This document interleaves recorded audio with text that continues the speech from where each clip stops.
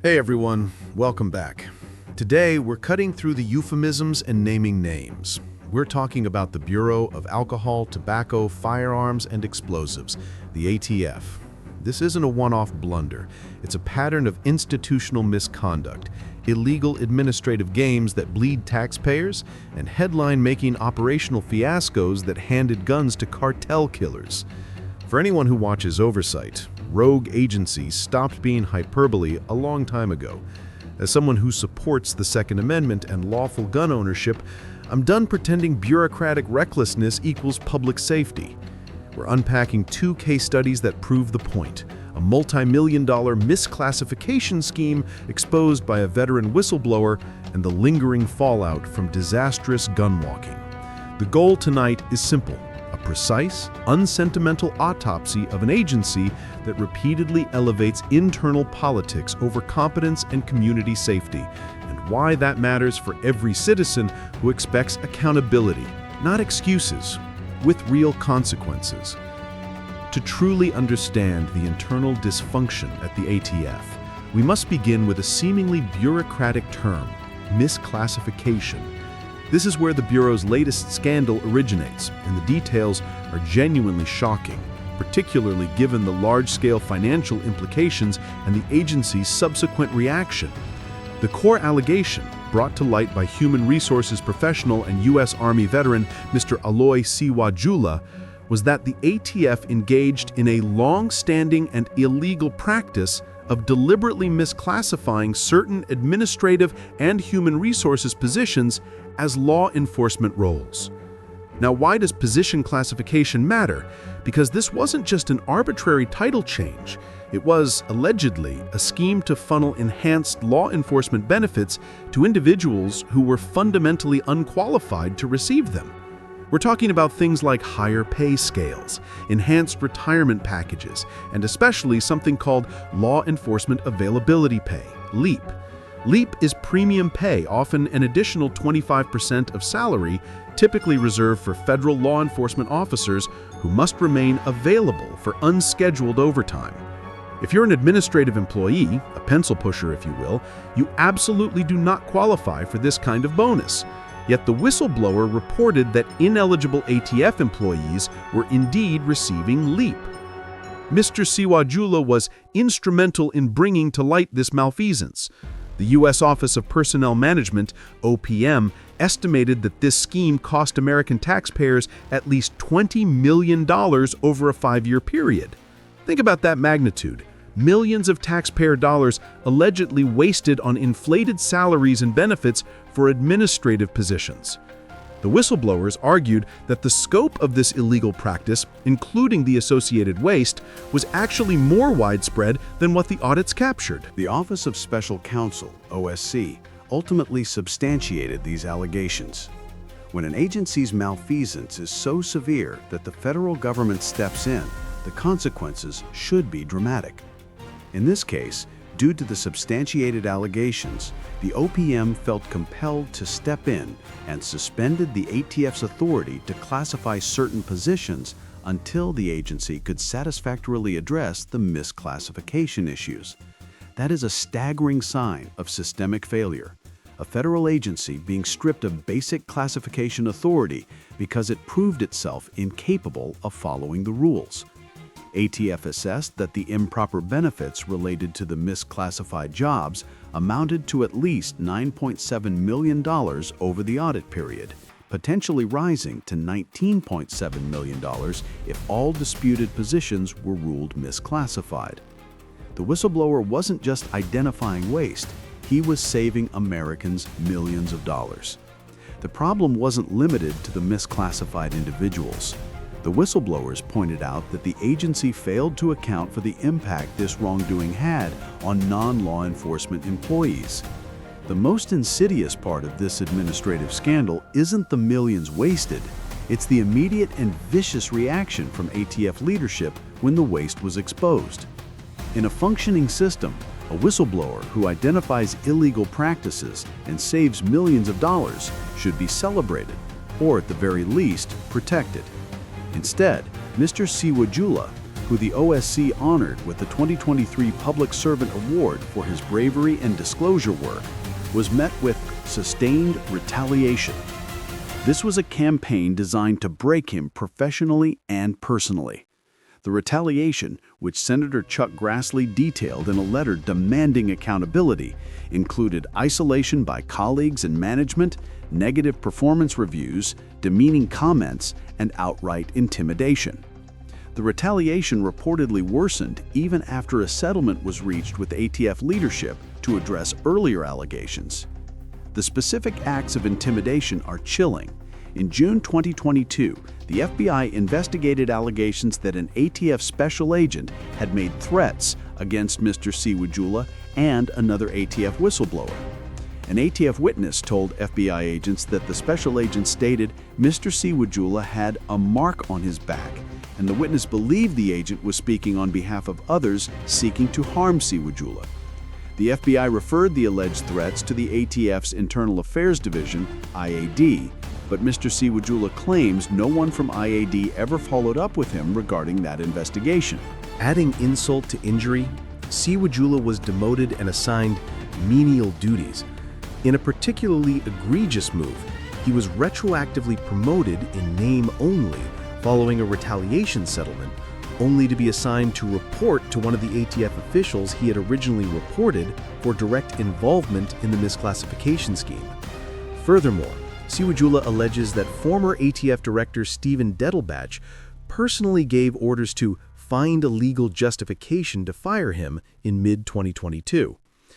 When the whistleblower was subjected to a subsequent retaliatory internal affairs probe, he was allegedly asked highly inappropriate questions about his national origin and political beliefs. Specifically, the investigator allegedly pressed him on where he was really from after he stated North Carolina, and whether he supported abolishing or dismantling the ATF. The level of abuse became so severe that Siwa Jula, an Army veteran, stated that his experience working for the ATF under the Biden administration after becoming a whistleblower was on the same level and some days worse than his experience serving in Baghdad, Iraq. He explained that while serving in Iraq, he could trust his Army squad mates and leadership to have his back. At the ATF, the leadership had instead put a target on his back. This whole situation illuminates a crucial point often lost in government structure. When internal policies fail, especially regarding finances and staffing, the system will immediately turn on the person trying to fix it. This wasn't just financial malfeasance, it was a brazen display of bureaucratic vengeance against a patriot. Now, let's pivot from internal administrative fraud to operational disaster, because the ATF's problems with judgment and accountability are not new, they are systemic. The most notorious example of operational failure is the ATF gunwalking scandal, primarily known through Operation Fast and Furious, 2009 to 2011, but also involving earlier probes like Operation Wide Receiver, 2006-2007. What exactly is gunwalking? This was a tactic utilized by the Arizona U.S. Attorney's Office and the ATF Phoenix Field Division, where they purposely allowed licensed firearms dealers to sell weapons to illegal straw buyers. For you legal eagles, understanding the definition of a straw purchase is critical. While straw purchasing itself is not defined as illegal by statute, it is illegal to provide false information in connection with the purchase of a firearm.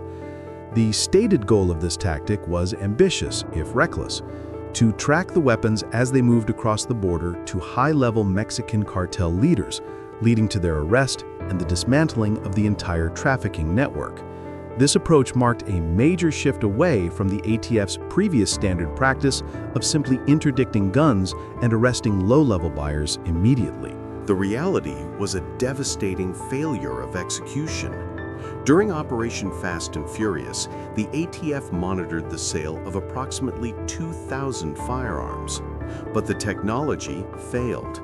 The GPS trackers installed on some weapons had a battery life of only a few days, and the signals were routinely lost.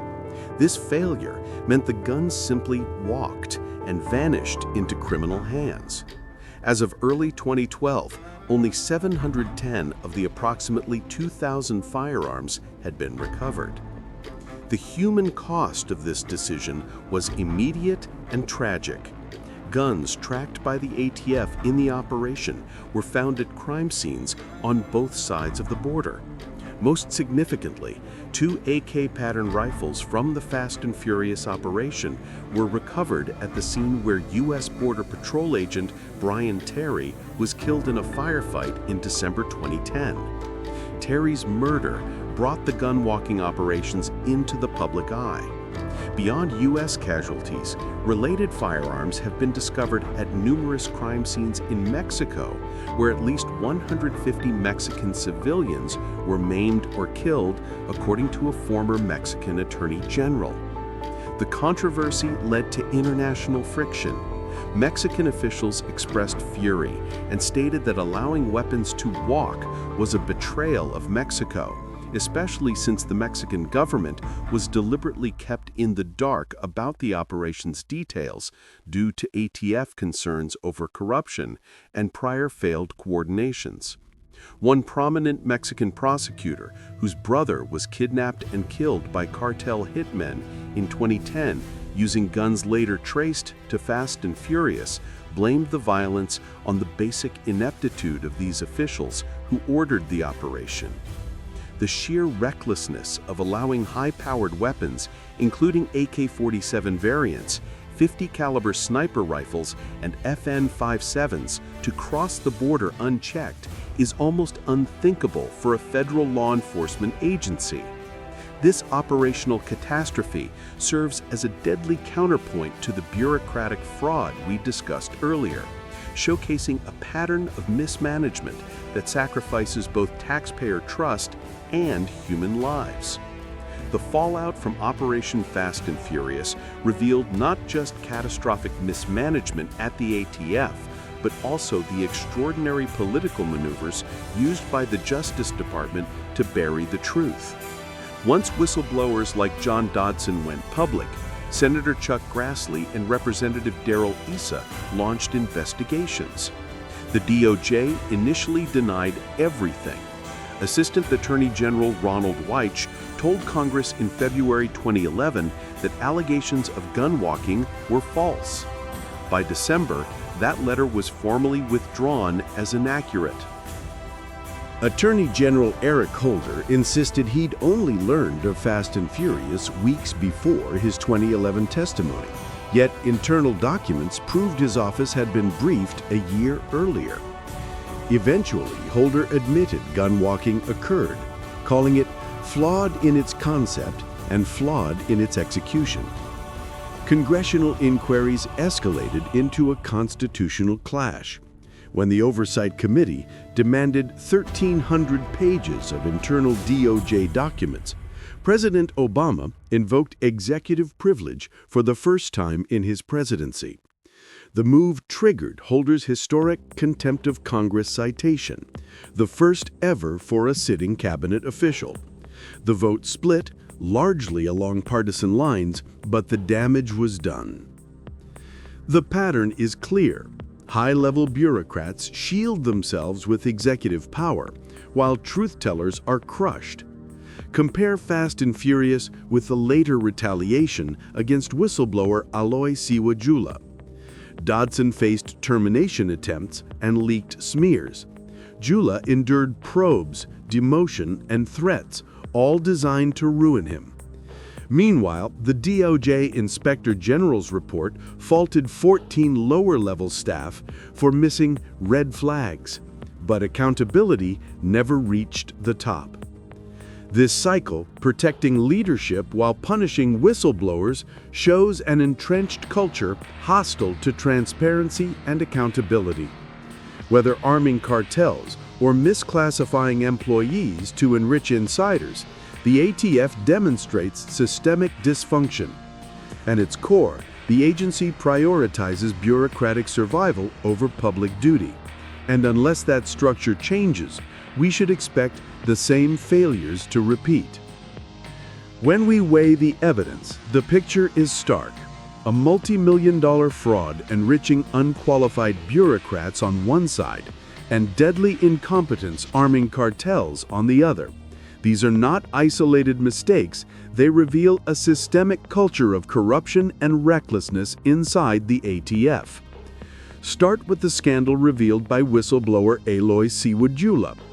By misclassifying administrators as law enforcement officers, ATF management secured inflated pay and benefits, an illegal practice that drained taxpayer funds. Franklin Roosevelt himself warned against government employee unions for this very reason.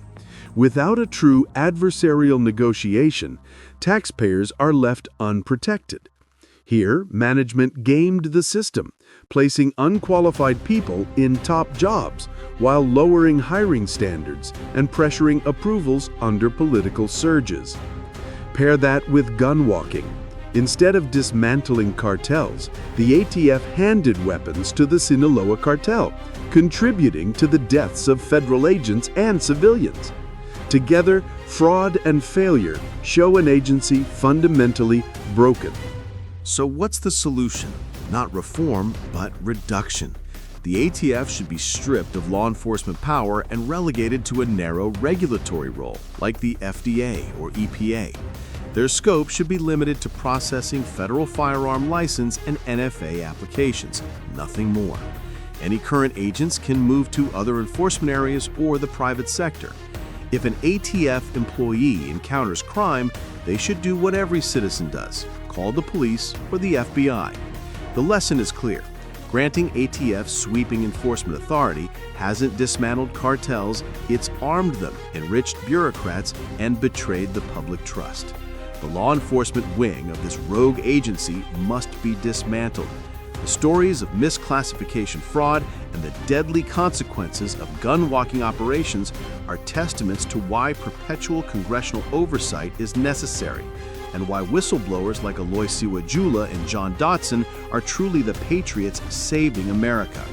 Siwa Jula refused to quit his job despite the horrific retaliation because he believes in upholding the ATF's mission and ensuring the agency follows the law. That determination, in the face of threats of harm and professional destruction, is what separates the true public servant from the bureaucratic opportunist. Senator Grassley has made the correct demand. Hold every single person who participated in or directed the sustained retaliation accountable. The Justice Department must stop using legal gymnastics like executive privilege to shield incompetence and political maneuvering. When government employees are caught engaged in illegal practices, whether it's misusing taxpayer funds or running disastrous secret operations, the consequences must be severe and visible. We cannot allow the federal government to continue operating as a self-serving entity, immune from accountability, whether through the misclassification of jobs or the catastrophic loss of life and weapons on the border. The spotlight must remain on the ATF, ensuring that the agency is either reformed into a purely civilian administrative body or, frankly, dissolved in its current rogue state. We deserve an honest government, and we should celebrate those brave enough to pursue that truth, no matter the personal cost. So, what's the takeaway? The ATF faces two damning charges: internal fraud exposed by a veteran whistleblower and external recklessness marked by Fast and Furious. The theme is abuse. Millions squandered, cartels armed, accountability evaded. Senator Grassley's demands highlight a truth: bureaucracies protect themselves first, taxpayers last. This isn't about fixing the ATF, it's about questioning its very authority to police Americans. Knowledge is power. Use it wisely. That's my time.